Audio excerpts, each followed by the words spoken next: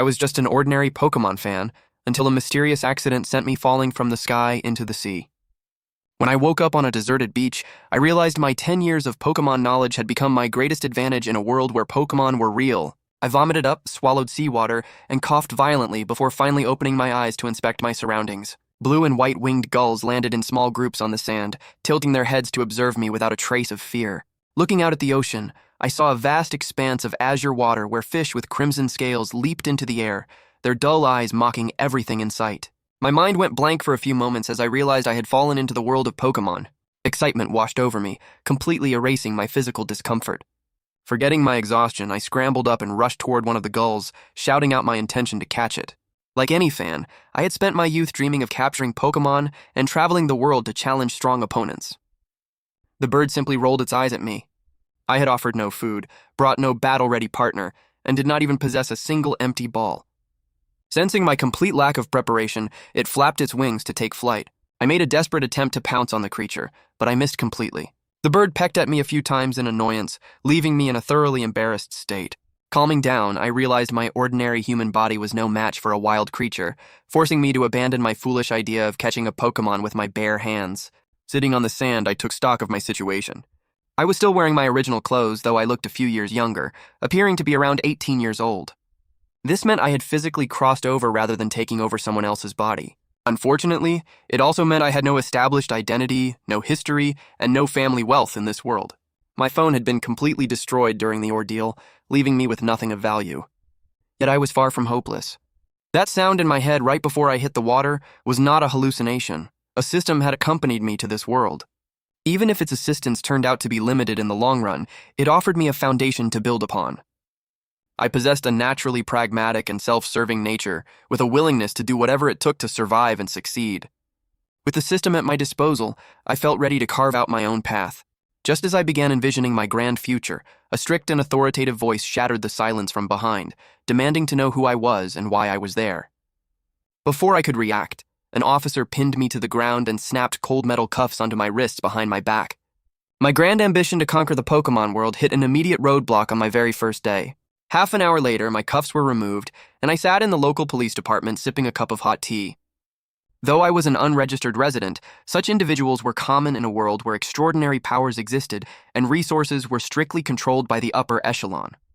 Thankfully, grass and water type Pokémon frequently used moves to boost crop yields, keeping basic food incredibly cheap. An undocumented person could easily avoid starvation just by working odd jobs. The real wealth, however, lay in the Pokémon resource and breeding industry. Obtaining official league status required buying property, holding documented employment, and capturing at least one partner before passing an audit. Middle-class families even had to pay 100,000 league coins in annual taxes for a decade just to secure a docile starter for their children. I found this arrangement completely logical.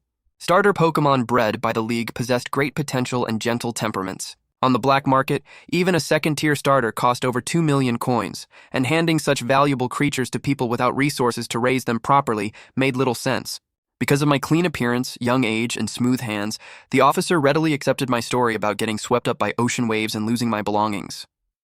Seeing no calluses from manual labor, she assumed I was simply a pampered young master and verified that I had no criminal record before letting me go. She explained that recent aggressive activity from Team Aqua had forced strict checks on strangers in Dewford Town, but she directed me to Nurse Joy at the local center if I ever wished to register my residency. Once back on the street, I turned my attention to the system panel visible only to me.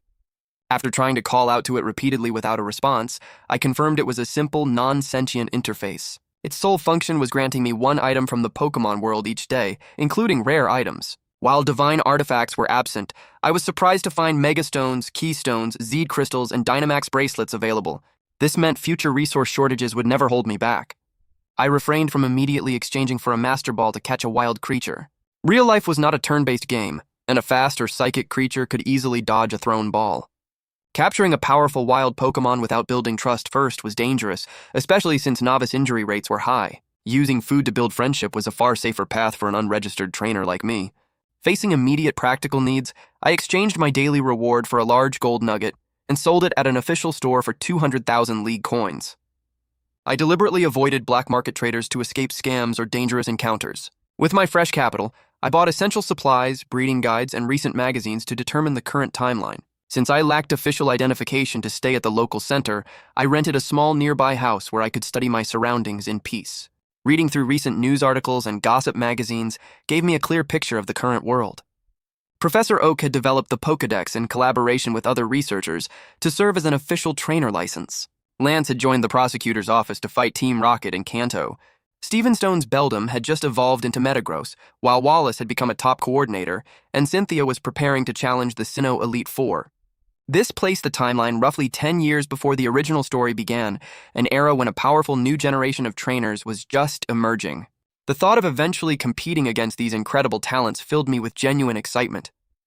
I spent the next few days inside my rented apartment, immersing myself in practical knowledge about soothing and feeding different types of creatures. Once I felt sufficiently prepared, I bought camping gear, a mining helmet, a shovel, and high-grade treats, including energy cubes and moo milk. I then traveled to the stone cave near Dufur Town. Rather than catching a common roadside creature just to get by, I wanted my starter to be a capable partner that would stay with me for my entire journey. A kind miner at the entrance warned me that entering without a partner was risky, but I thanked him and pressed forward anyway. The upper tunnels of the cave were well developed and secure, though largely empty. As I navigated deeper along the natural paths, I eventually spotted a wild Zubat hanging from the ceiling.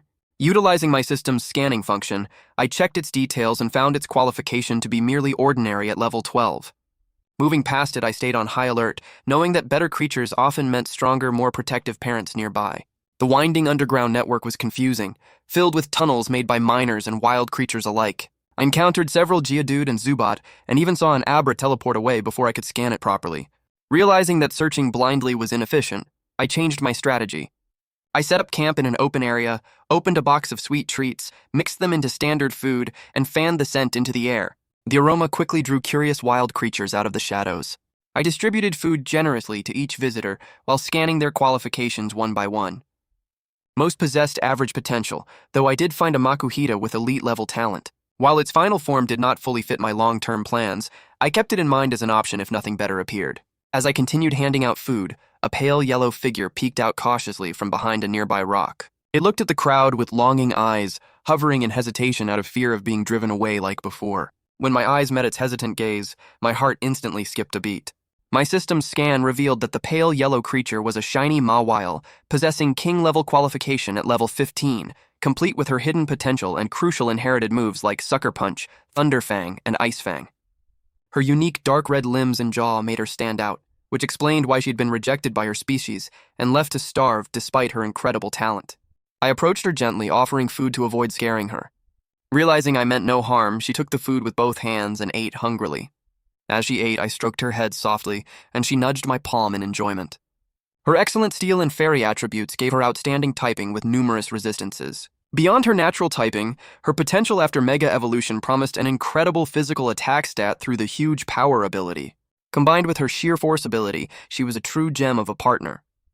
I took out a box of high-grade steel energy cubes to feed her, which she enjoyed immensely. Seizing the moment, I retrieved a black and gold luxury ball from my system and offered it to her, asking if she would join me on my journey to become the best trainer in the world. She nodded eagerly, pressed the button with her small hand, and retreated inside.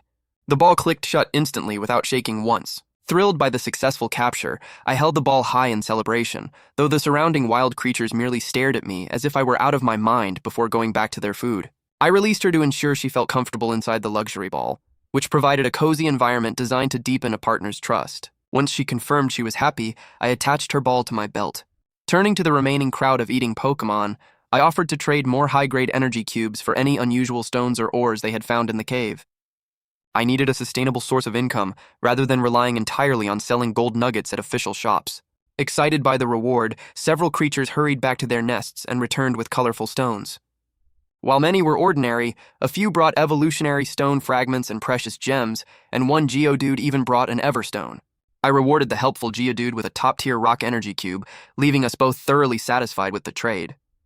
After distributing all the Pokémon food and energy cubes I had, I left the stone cave with a backpack full of various materials while a large group of Pokémon waved goodbye. Hearing a familiar voice, I turned around and saw the middle-aged uncle who had warned me earlier. I had been inside the cave for most of the day and was surprised to find him still waiting there. When I asked if he was still around, he laughed heartily. He glanced at the deluxe ball on my waist. a glint flashing in his eyes, and noted that I had already caught my starter Pokémon where many young people failed.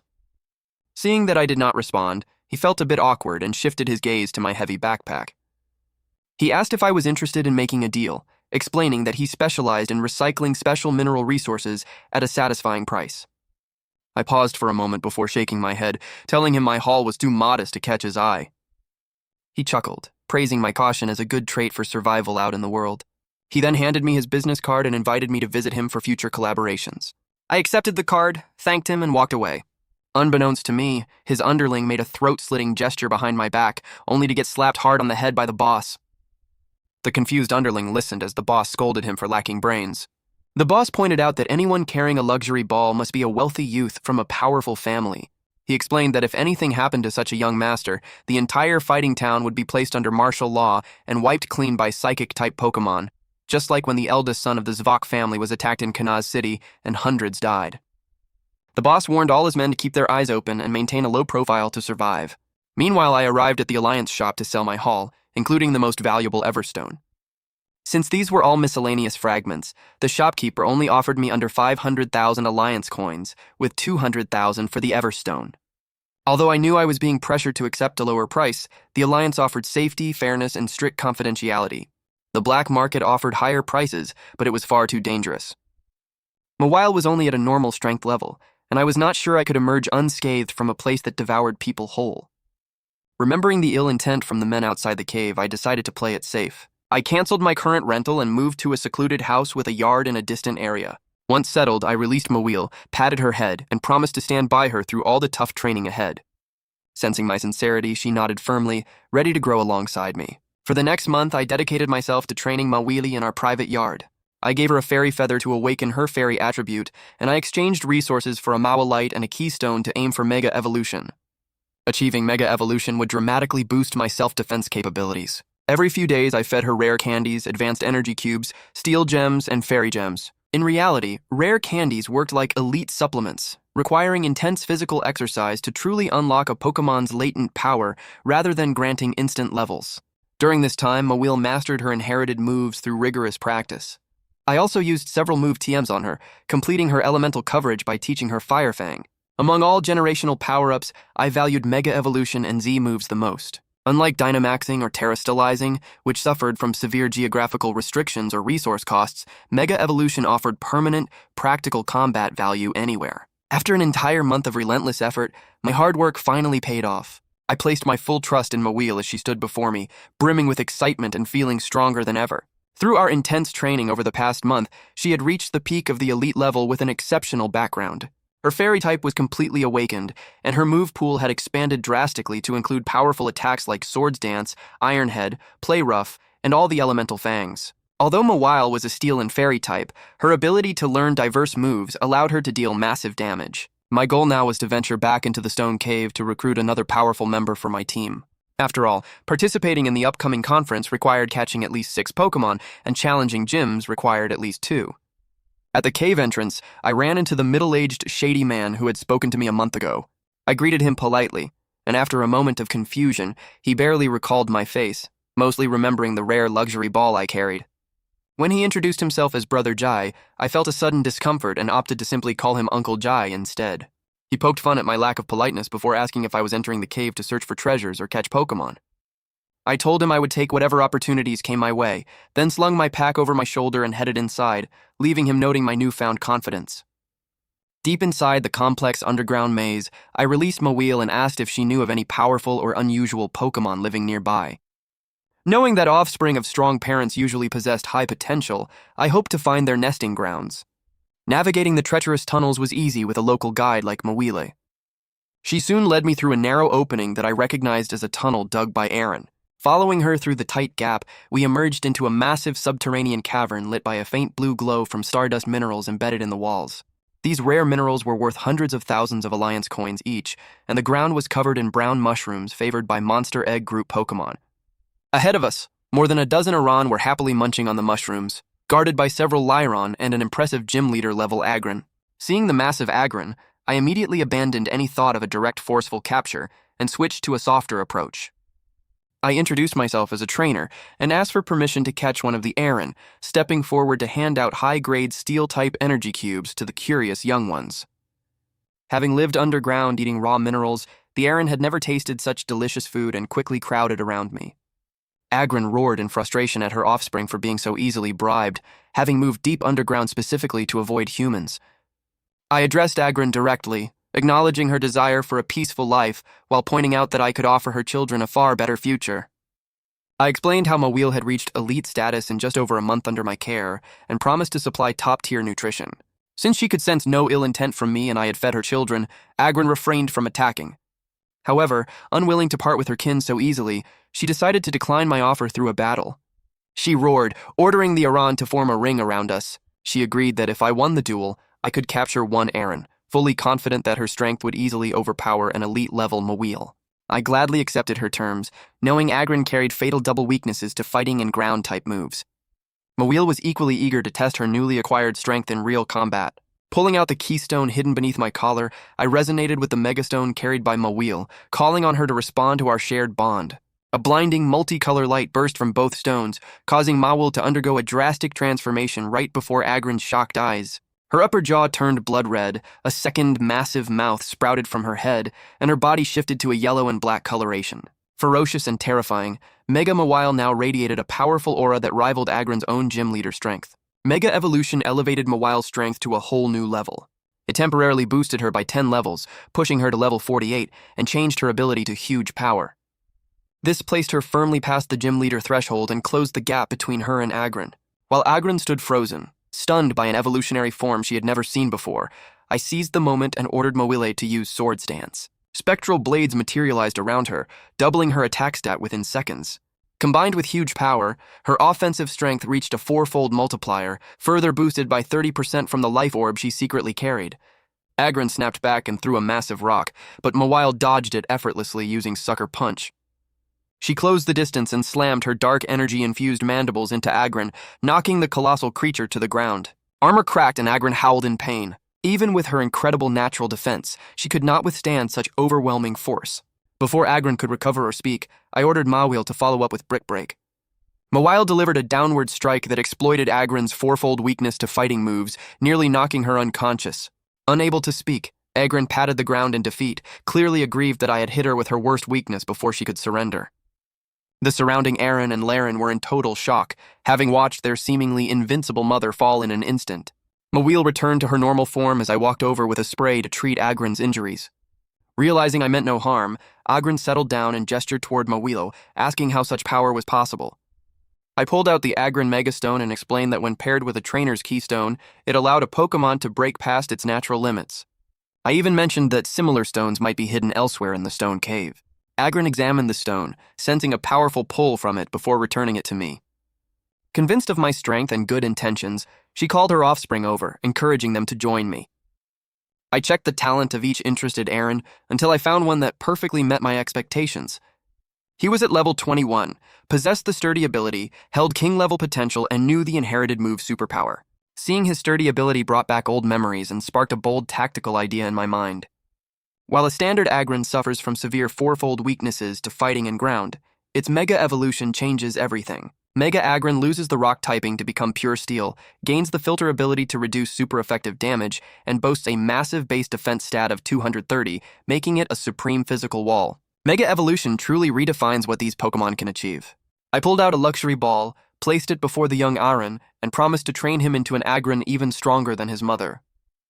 Driven by youthful curiosity and a desire to grow stronger after watching me defeat his seemingly invincible mother, Aaron nodded and bumped his head against the luxury ball, completing the capture.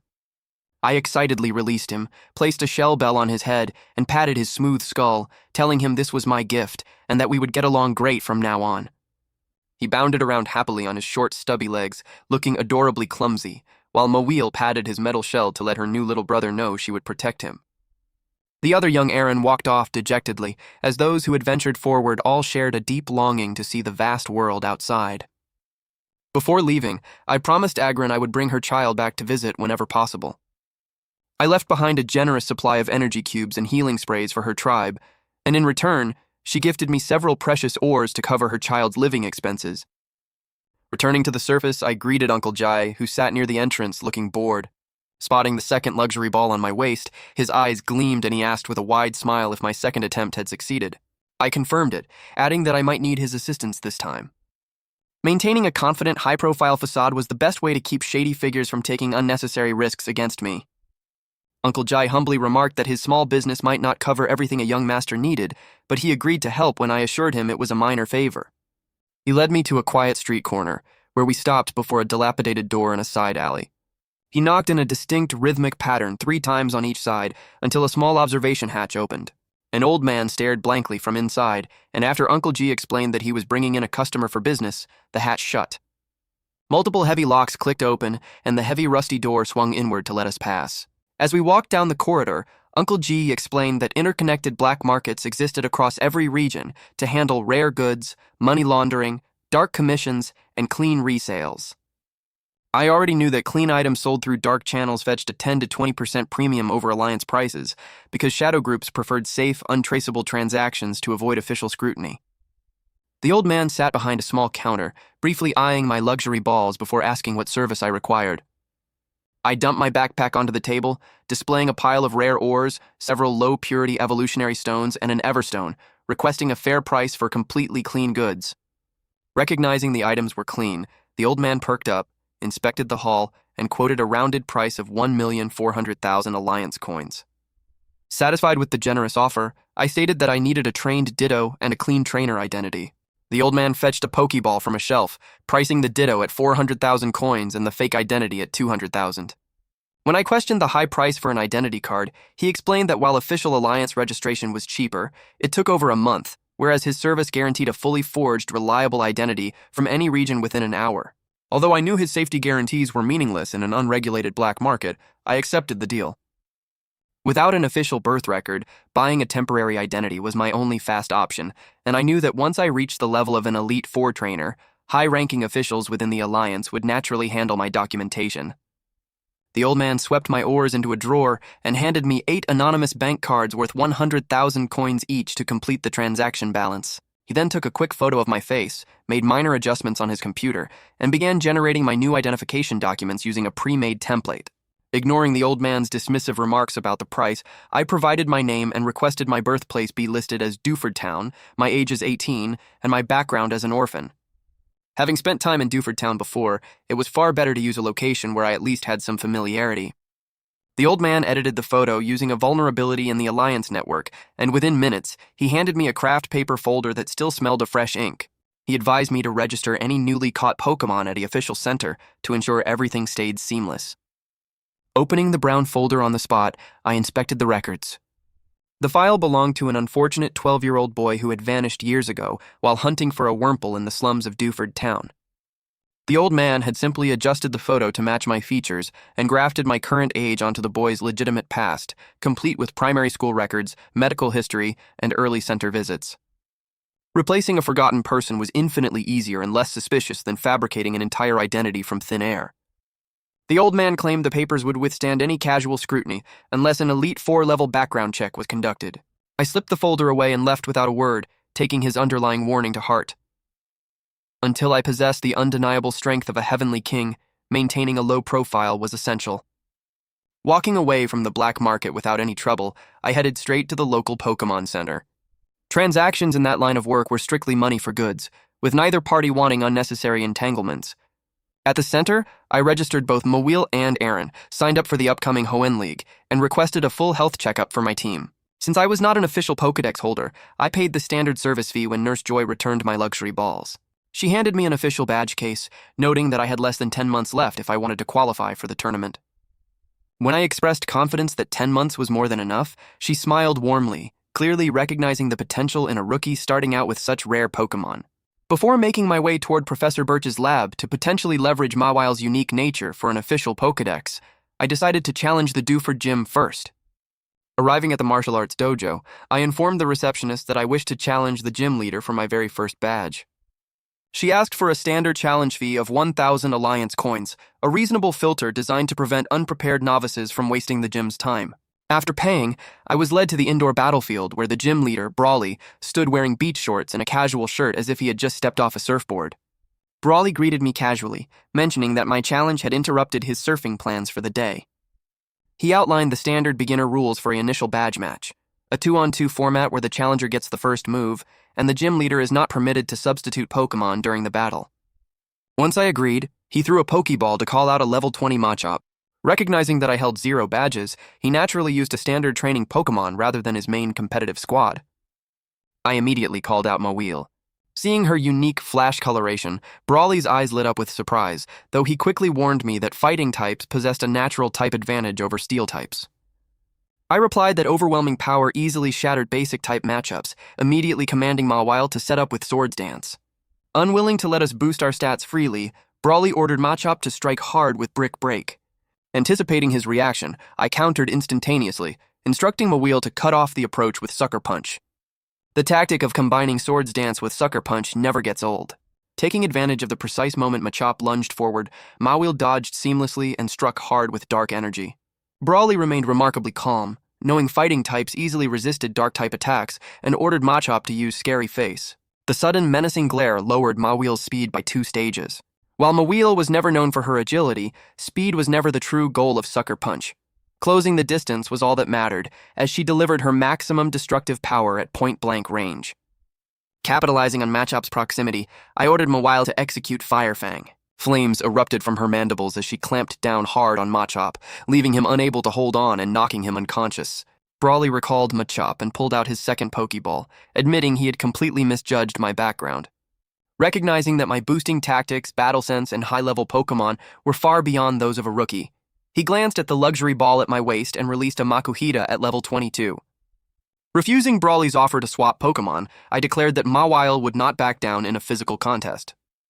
Brawly smiled at my confidence and ordered Makuhita to use Bulk Up, raising both his attack and defense stats. I immediately commanded Mawile to interrupt the setup with Rock Slide. Mawile hurled a heavy boulder from the field, its power amplified 2-fold by her prior Swords Dance. Brawly was forced to abandon his setup routine and ordered Makuhita to dodge the incoming rock before retaliating with Knockoff. Makuhita flashed forward and delivered a heavy palm strike that dislodged the purple life orb Mawile held. Brawly instantly realized Mawile possessed the Sheer Force ability, which, when combined with a life orb, boosted secondary effect moves by 60% without recoil penalty. Taking advantage of the close range, I ordered Mawile to execute Thunderfang. The sheer force of the electrified bite tore through Makuhita's defense, causing him to cry out in pain. Before he could recover, Mawile hurled him away and followed up with a full-power Rock Slide, completely burying Makuhita and ending the match.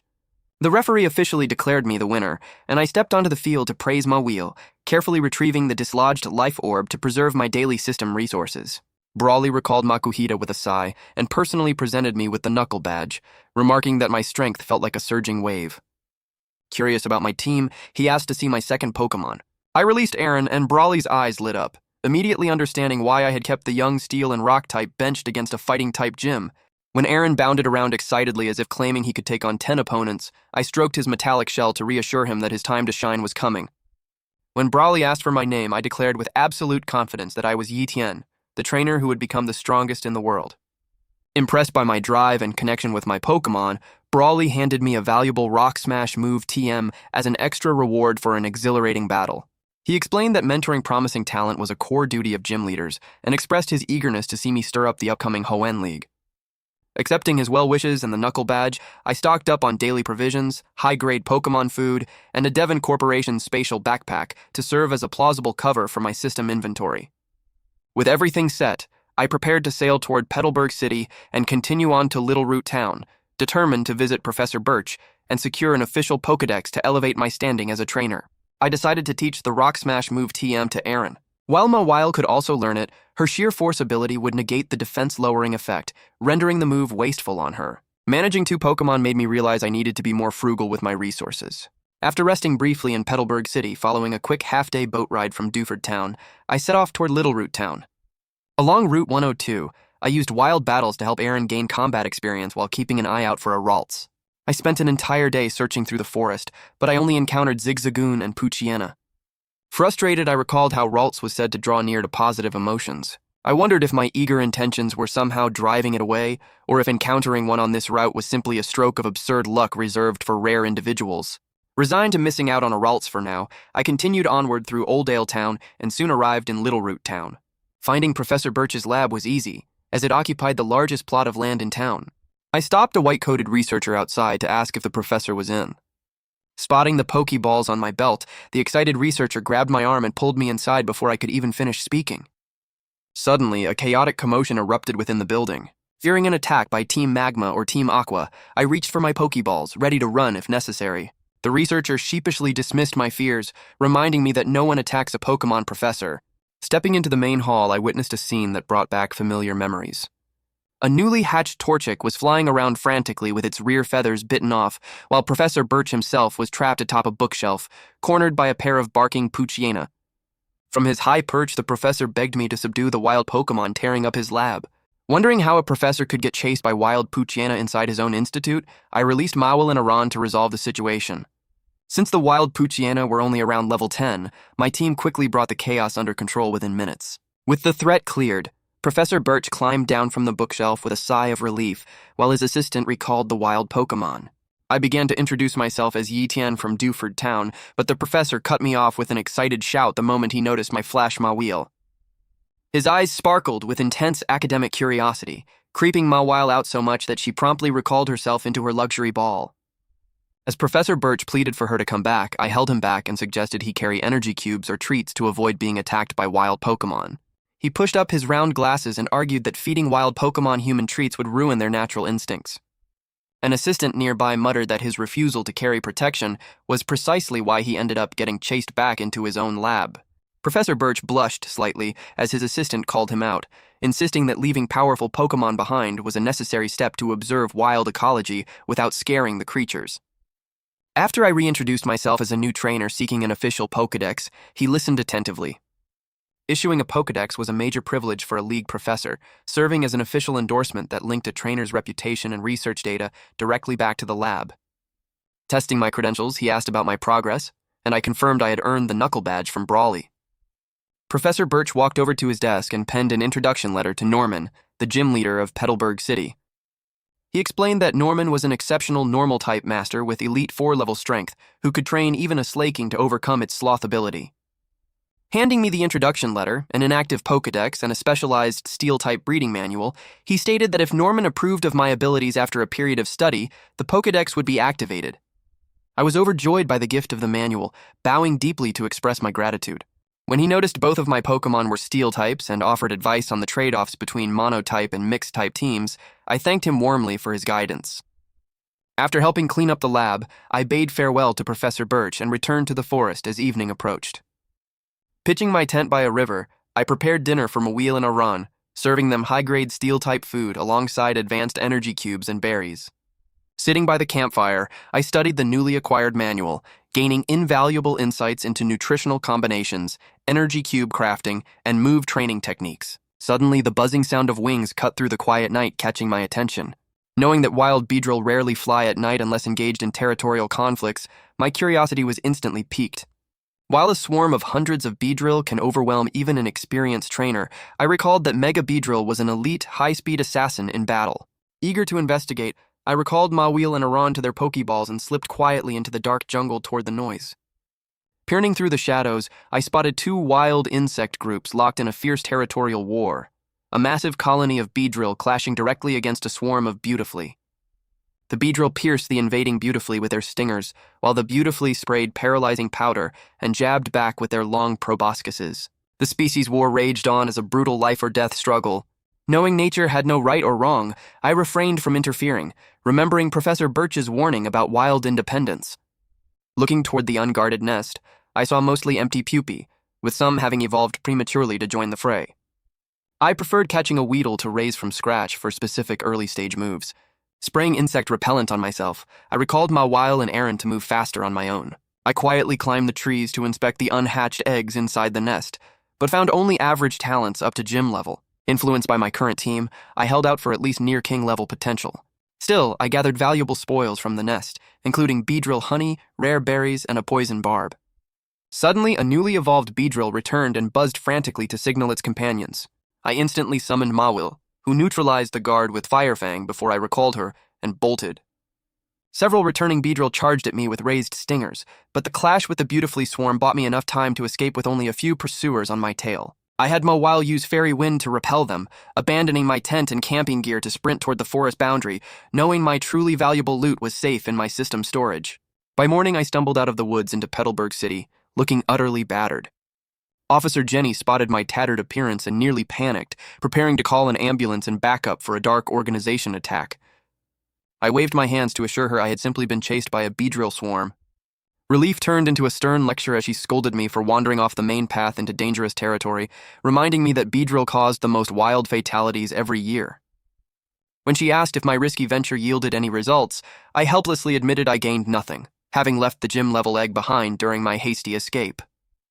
Checking my forged documents and seeing I was harmless, Officer Jenny let me off with a sigh, telling me to clean up at the Pokémon Center so as not to ruin the city's appearance.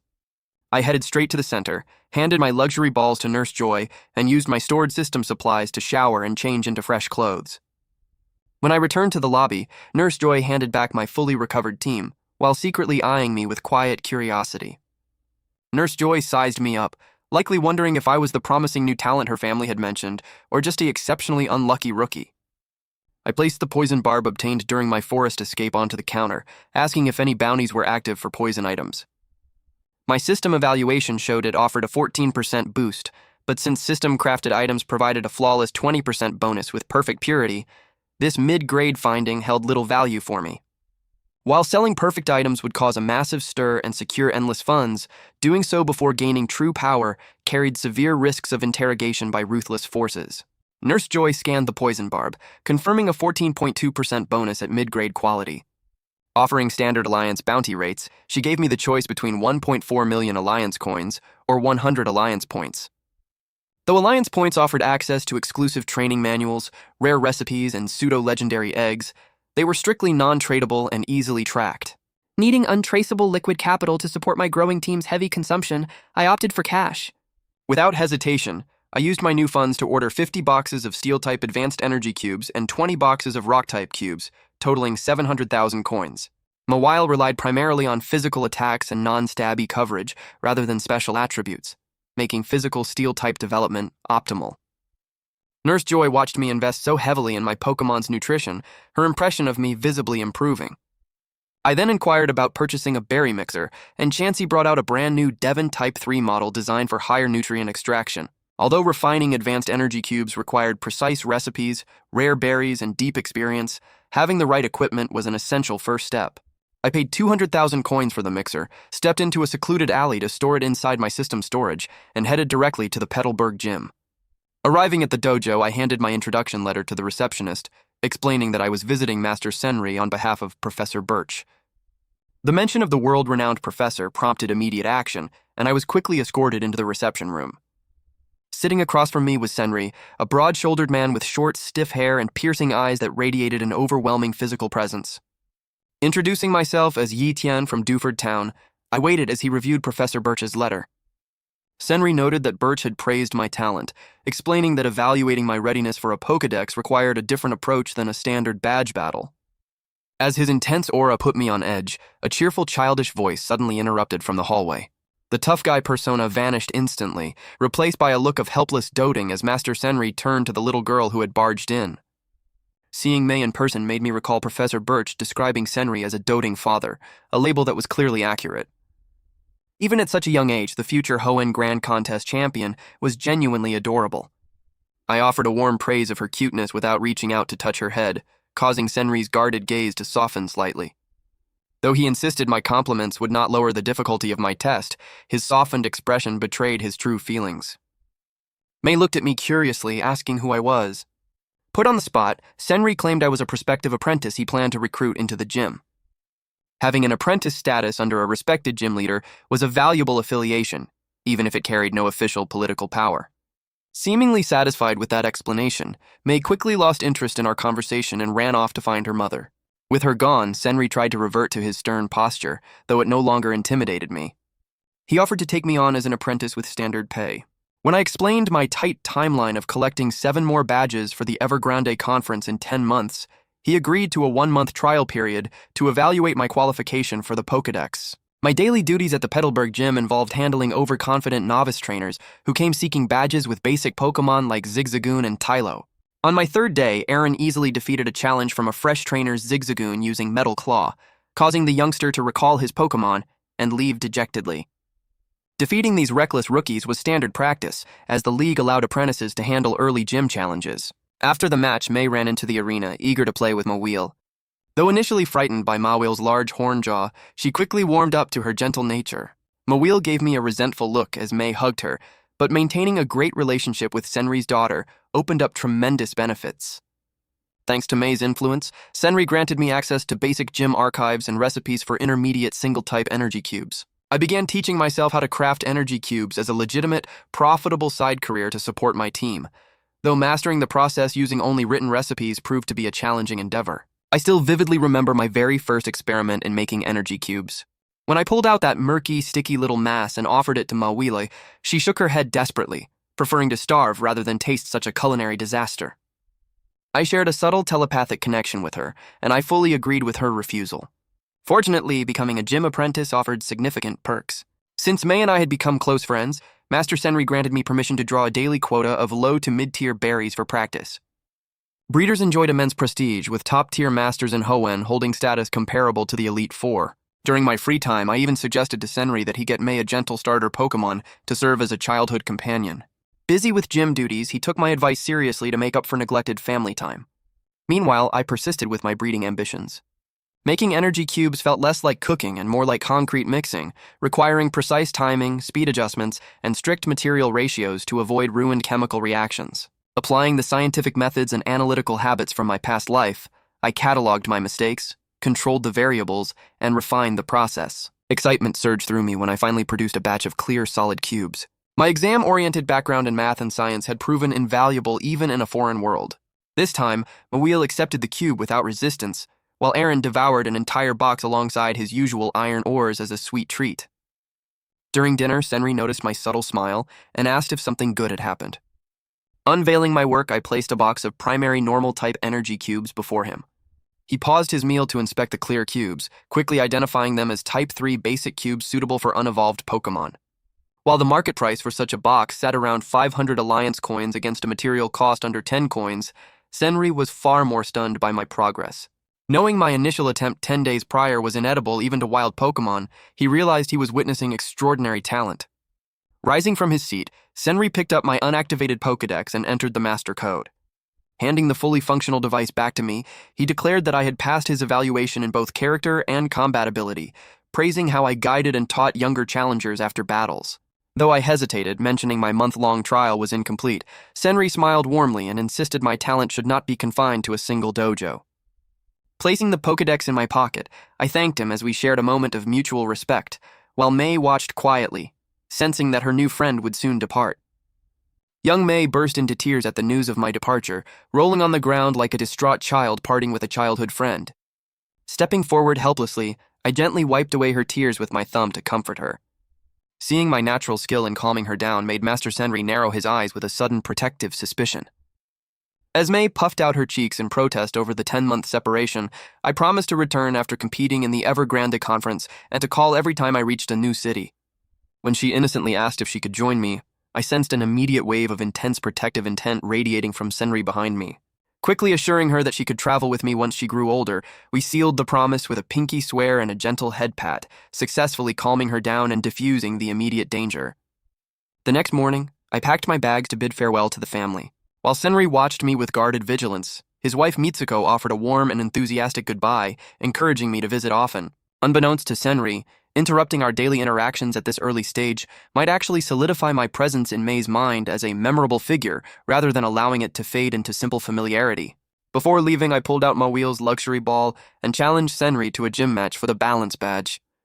Tempted yet firm, Senri declined, stating he would give me a proper duel only after I earned at least 4 badges.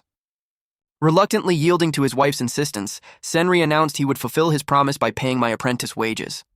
He led me into a massive greenhouse behind the dojo, which housed an impressive variety of highly nurtured normal-type Pokémon from across multiple regions.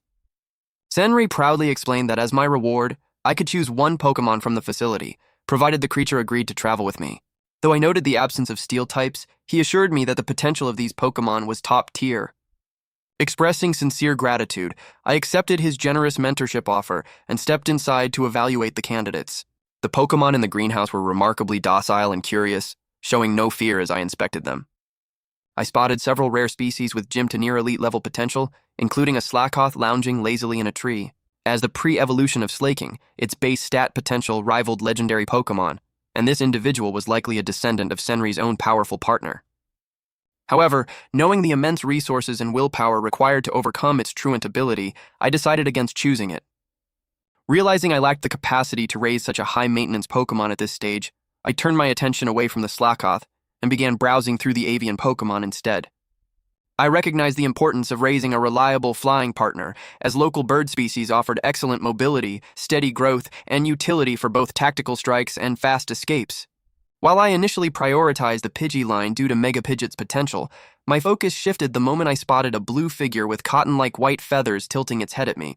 It was a female Swablu with exceptional talent, possessing Heavenly King-level potential, the rare Cloud9 ability, and advanced knowledge of Dragon Breath alongside inherited moves like Roost, Dragon Dive, and Feather Dance. Judging by its inherited moves, its father was likely a powerful Dragonite. Master Senri noticed my fixated gaze and explained that he had rescued this Swablu from the wild.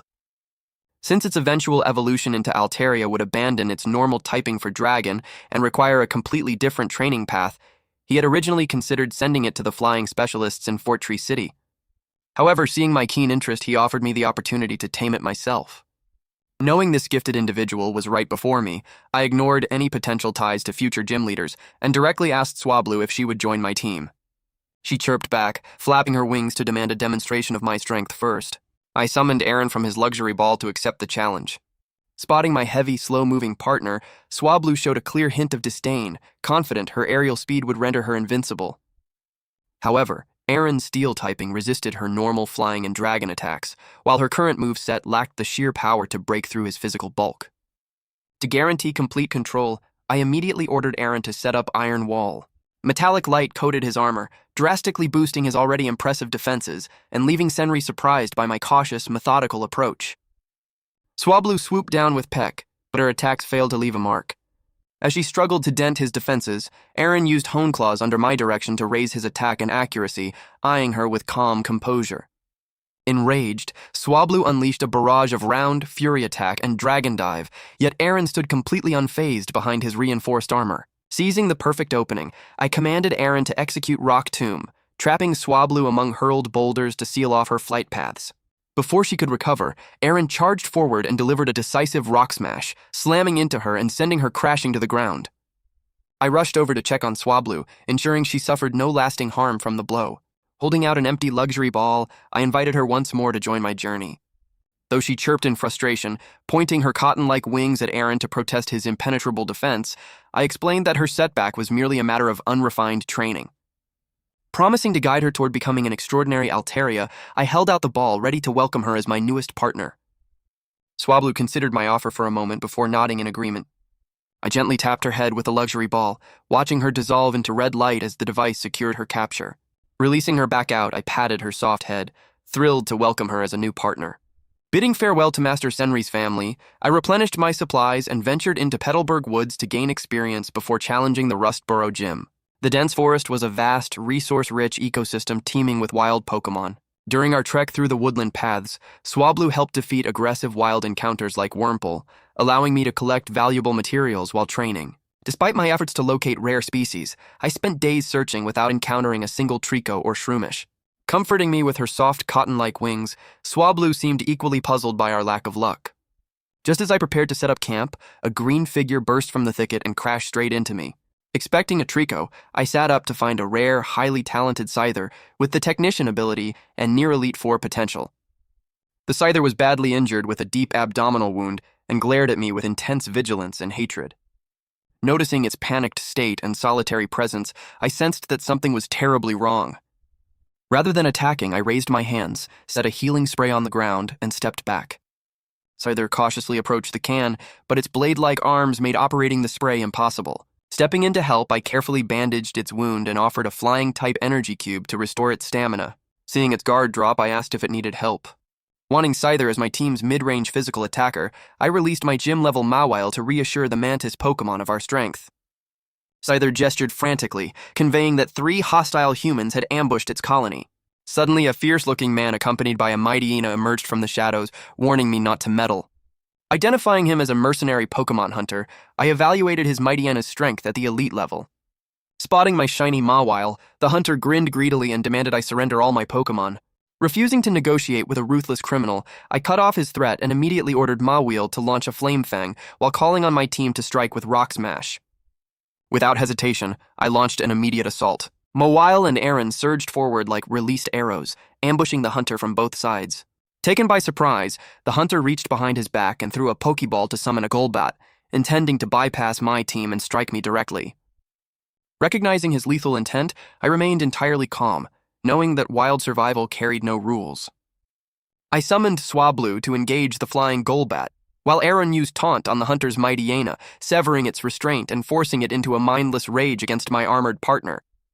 As the hunter reached frantically for another Pokeball on his belt, Mawile closed the distance like lightning, clamping her powerful jaw hard onto his thigh. The man let out a sharp scream, but before he could make another sound, I rushed forward, pinned him to the ground, and clamped my hand over his mouth. With Mawile's heavy jaw resting directly against his throat, I coldly warned him that any sudden movement would result in immediate fatality. Terminally terrified and bleeding heavily, he froze in place. I quickly disarmed him, returning his Mightyena and Golbat to their Pokeballs and locking the mechanisms to prevent any recall. After searching his body for concealed weapons, I listened as he desperately offered his money and Pokemon in exchange for his life. Unmoved by his fawning tone, I produced a dagger and pressed the blade against his fingernails, demanding complete intelligence on his squad's numbers, team compositions, and skill levels. When he attempted to lie about his remaining partner's identity, Scyther signaled his deceit, prompting me to enforce immediate, painful consequences while keeping him silenced under Mawile's threat. Realizing his tactics were useless against my ruthless approach, the broken hunter quickly confessed everything. He revealed that his remaining companions commanded an elite-level team consisting of Gyarados, Sandslash, and Gloom.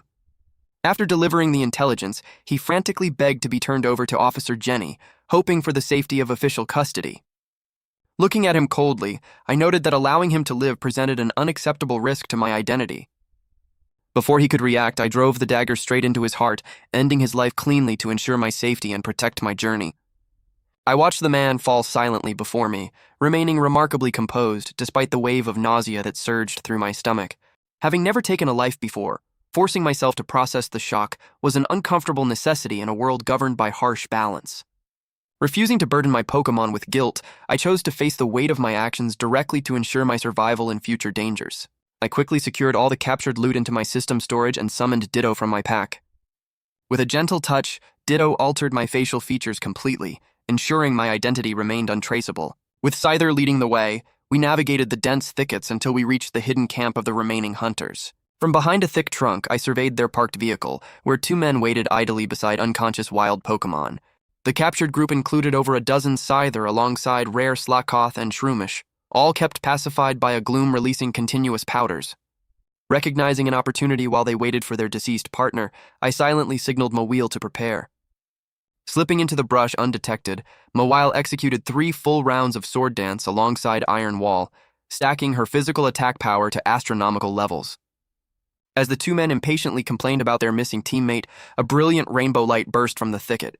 Misinterpreting the glow as a rare treasure, they eagerly ordered Gyarados and Sandslash forward. Mawile surged out in her mega-evolved form, her huge power ability amplifying her fully boosted attack stat to overwhelming proportions. Moving like a red streak, she slammed into Gyarados, sending the massive creature crashing over 20 meters away and knocking it out instantly. Terrified by the sudden appearance of what they assumed was a legendary guardian, the hunters panicked. Before Sandslash could react, Mawile delivered a devastating Ice Fang to freeze it in its tracks. Realizing they were completely outmatched, both men frantically recalled their defeated partners and summoned a pair of Pidgeotto, desperate to take to the air and escape. Realizing the gravity of the situation, one of the hunters shouted at his partner to run, abandoning the defeated Sandslash. In a desperate attempt to buy time for their escape, the enemy Gloom released sleep powder into the air. Despite Mawile's stacked defenses, the powder took effect, putting her into a sudden deep sleep. Seeing my lead Pokémon dormant, the hunters mistakenly believed they could subdue and capture what they assumed to be a rare phantom beast. Before their Pidgeotto could capitalize on the opening, I ordered Swablu to intercept them with Aerial Ace. Moving like a blue streak, Swablu struck the wing joints of both flying Pokémon, causing them to crash to the ground along with their riders. To resolve Mawil's sleep state, I quickly pulled out a blue flute and blew a sharp, piercing whistle. The unique sonic waves echoed through the clearing, instantly awakening Mega Mawil alongside the surrounding wild Pokémon. Using the flute reminded me to maintain constant vigilance in open-world combat, where status moves like Sleep Powder pose a lethal threat to both Pokémon and trainer. Furious at being hypnotized and embarrassed in front of me, Mawil focused her rage entirely on the gloom. She lunged forward with Firefang, clamping her blazing jaws down and slamming the grass type repeatedly into the ground. Ordering her to prioritize the trainers to eliminate further threats, Mawil tossed the battered gloom aside and charged at the two men.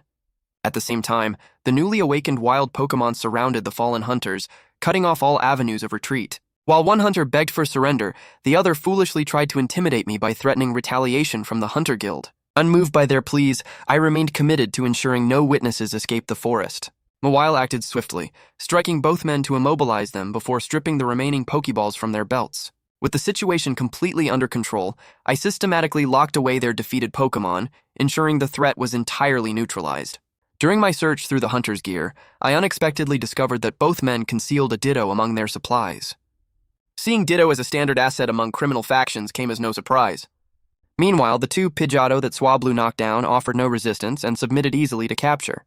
Their lack of loyalty highlighted a clear flaw in Pokémon raised without genuine bond, as they abandoned the fight under pressure, rather than fighting to defend their trainers. Had those birds risked everything to escape, Swablu's current level and smaller size might have made it impossible to intercept both. With the hunters subdued, I stepped aside and turned the two men over to the vengeful wild Pokémon. Ignoring their frantic cries, dozens of angered creatures surged forward to vent their rage, abruptly silencing the criminals. Proceeding to take stock of the spoils from their vehicle, I recovered several anonymous bank cards holding over 2 million League coins, alongside various items, food, and energy cubes. Although the energy cubes were only low to medium quality and fell short of my strict standards for raising my team, they remained valuable assets for resale. The most prized discovery among the loot was a high-purity leafstone rated at 74%, likely intended for their Gloom's evolution. Estimating the total value of the haul at around 7 million League coins, I recognized that the leafstone alone exceeded the value of the bank cards. In addition to the gear, I claimed the hunter's captive Pokémon, ensuring those complicit in the operation paid a steep price. Once the wild Pokémon settled down, Scyther explained the rescue to the group. Expressing deep gratitude, the wild Pokémon presented me with preserved rare berries, materials, and shiny nuggets gathered from the forest floor. I accepted their gifts and offered energy cubes in return. After witnessing the resolution, the Scyther I had rescued approached me, raising its blade-like forelegs toward the luxury ball on my belt. Eagerly accepting its desire to join my team, I tossed the luxury ball, securing a smooth, instant capture with the full blessings of its swarm. Releasing Scyther back out, I allowed my new partner a quiet moment to say a final, proper farewell to its clan before continuing our journey. After securing Scyther, I reviewed my map and set out on the main road toward Rustboro City. Having captured 4 Pokémon, I decided to freeze my team roster for the time being and focus on liquidating my forest spoils into actionable funds. I marched forward without noticing a small, curious figure peeking out from behind a large tree, watching my departure with an unmistakable glint of longing. Half a day later, I crossed the perimeter of Petalburg Woods and entered Rustboro City. Presenting my Pokédex at the gate allowed me to breeze past security without inspection, proving once again the extreme convenience of official trainer identification. I headed straight to the local Pokémon Center, handing my luxury balls to Nurse Joy for a thorough checkup while booking a room to rest. The next morning, I retrieved my refreshed team and ducked into a quiet alley. Using Ditto, I altered my appearance into a disheveled middle-aged man, donning a messy wig, a loose gray coat to conceal my build, and hiding my Pokeballs out of sight. To navigate the local underground smoothly, I paid a fierce-looking thug 1,000 Alliance coins for guidance. He pocketed the fee without asking questions and led me down backstreets to a heavy iron door outside a rundown shop, advising me to wear a mask to avoid unnecessary trouble. Rustboro City stood as the economic jewel of the Hoenn region, fueled by the Devon Corporation and major infrastructure projects like the Rusturf Tunnel. Yet beneath this immense wealth lay a thriving dark market, kept under cautious discipline ever since a major raid purged local criminal groups years prior. Taking the thug's advice, I pulled a cute Pikachu mask over my disguised face and knocked on the iron door. The middle-aged keeper inside showed no reaction to my comical mask and silently shifted a heavy wardrobe aside to reveal a subterranean passage. He instructed me to visit the third shop on the left for standard Pokémon trades, or the fourth for illicit stock. Stepping into the underground avenue, I passed masked vendors displaying blood-stained trophies and captured Pokeballs under dim lights. Deciding against selling directly to shopkeepers, I rented a personal stall to secure better margins from eager buyers. I meticulously displayed my forest loot, clearly labeling the level, talent, and traits of each captured Pokémon alongside the stolen spatial backpacks. Since these items carried dubious origins that made open use risky, selling them off in the black market offered the cleanest path to converting raw spoils into pure capital. Not long after I set up my stall, a generous buyer purchased the elite-level Gloom alongside the Leafstone. She paid my asking price of 3 million Alliance coins immediately using an anonymous bank card without attempting to bargain, completing the transaction with shocking efficiency. Observing her careless display of wealth in such a chaotic environment, I recognized her as an inexperienced novice, especially as several black-robed figures quietly began trailing her. Sticking firmly to my principle of avoiding unnecessary trouble, I ignored the impending conflict and focused entirely on my own business. As time passed, I successfully liquidated the rest of my captured Pokémon and stolen gear, bringing my total haul to an impressive 8.2 million League coins. The sheer volume of transactions drew noticeable attention, prompting me to pack up my stall methodically. Instead of departing immediately, I browsed the underground market for useful materials. A vendor displaying various raw ores caught my eye, loudly claiming his inventory had a high probability of containing quality evolution stones. While my quick scan revealed mostly worthless fragments, a closer inspection yielded an extraordinary surprise. Hidden among the mundane rocks were genuine megastones. I casually selected the specific stones containing the megastones and paid the vendor. Before I could leave, the stall manager blocked my path, enforcing a local rule that required buyers to open the ores on site or pay double the purchase price. Pretending to be an annoyed casual gambler, I opened several decoy stones on the spot to reveal worthless glass-like beads. Hiding my true satisfaction, I stuffed the genuine megastones into my coat pocket and walked away grumbling. However, my calm departure with the discarded fragments aroused the manager's suspicion, leading him to report my unusual behavior to his superiors. Upon exiting the black market into the city streets, I quickly sensed tailing presence behind me. Frustrated by the persistent lawlessness of Rustboro City, I slipped around an alley bend and released Swablu to scout the perimeter from above. Confirming no other enemies surrounded the area, I turned around and called out my pursuers. 2 thugs stepped out from the shadows, blocking both ends of the narrow alley while releasing a Houndoom and a Hypno. Spotting the psychic-type Hypno, I immediately recognized the danger and refused to engage in their extortion demands. Cutting off their threats, I ordered Scyther to launch a Fury Cutter while commanding Aaron to strike with Rock Smash. As the Hypno raised its pendulum to cast Hypnosis, I pulled out my blue glass whistle and blew a sharp, piercing blast. Powered by the whistle's sonic waves, Scyther completely ignored the hypnotic spell and pressed forward, executing a relentless combination attack directly into the psychic Pokémon.